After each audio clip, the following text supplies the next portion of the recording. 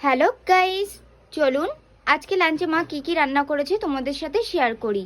তো আজকে লাঞ্চে আছে গরম গরম ভাত।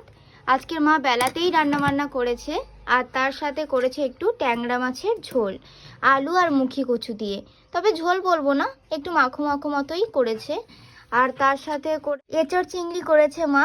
তো এই যে উপরে চিংড়িটা দেখো কত বড়, এটা বাগদা চিংড়ি, বাকিগুলো মা এমনি ছোট আরেকটু ছোট চিংড়ি দিয়ে করেছে আর কি।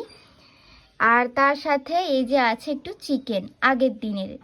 আজকে লাঞ্চটা কিন্তু খুব সুন্দর হয়েছে, মানে রান্নাবান্নাগুলো কিন্তু মা খুব সুন্দরই করেছে। তবে আজকে আমি কিছু খাবো না, আমার শরীরটা অতটা ভালো না। তো আমি কি খাবো চলো তোমাদের সাথে সেটা শেয়ার করি।